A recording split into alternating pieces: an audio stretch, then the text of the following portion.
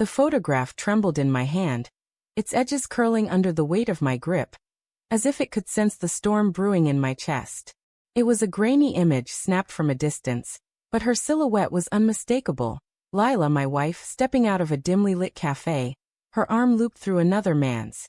The private investigator's report lay open on the kitchen table, a clinical dissection of my life. Timestamps, locations, and a second woman's name I didn't recognize. My pulse hammered in my ears, drowning out the hum of the refrigerator. I wanted to scream, to hurl the photo across the room, but instead, I sat frozen, staring at the stranger who shared Lila's laugh, her touch, her secrets. It had started with small things, the kind you brush off because love makes you blind. Her phone, always face down now, buzzing at odd hours. The way she'd linger in the bathroom, whispering into calls she claimed were work. The faint scent of cedar cologne on her scarf, not mine. I told myself it was nothing. Overtime, stress, my own paranoia. But doubt is a splinter, burrowing deeper with every dismissed red flag.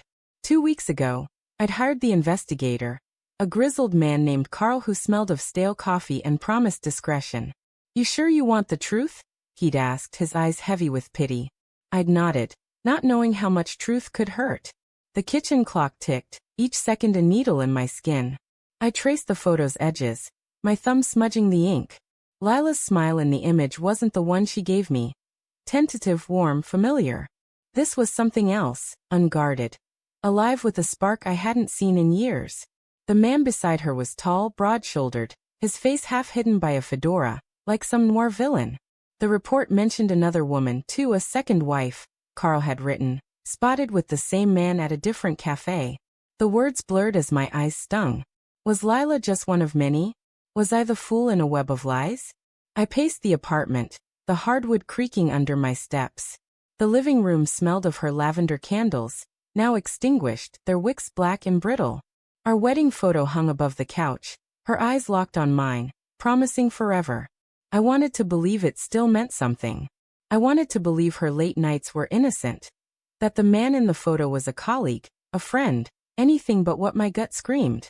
But the evidence was a blade, slicing through my rationalizations. I sank onto the couch, clutching the photo, my breath ragged. What do you do when the person you love most becomes a stranger? The front door clicked open. My heart lurched. Lila stepped in, her coat dusted with snow, her cheeks flushed from the cold. "Hey, you're up late," she said, her voice light but cautious, like she sensed the air had thickened. She kicked off her boots, leaving wet footprints on the rug.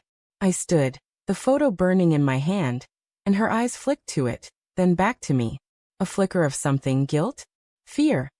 Crossed her face before she smiled. "What's that?" I swallowed, my throat dry as ash. "Who is he, Lila?" My voice cracked, raw with the weight of the question. Her smile faltered, but she didn't look away. She never did. That was her strength, her ability to hold your gaze and make you doubt yourself. "Who's who?" she asked, stepping closer, her tone soft, almost coaxing. She reached for the photo, but I pulled it back, my fingers tightening. The room felt smaller, the walls pressing in, the air thick with unspoken truths. "Don't," I said, sharper than I meant. "I hired someone.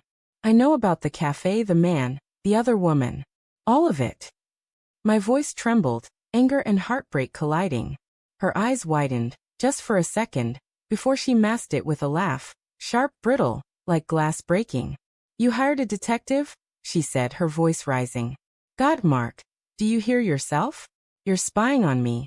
She crossed her arms, her posture defensive, but her eyes darted to the side, a tell I'd ignored too long. "Stop lying," I said, stepping toward her. "I saw the photos. You with him. Smiling like you used to smile at me." My voice broke and I hated it.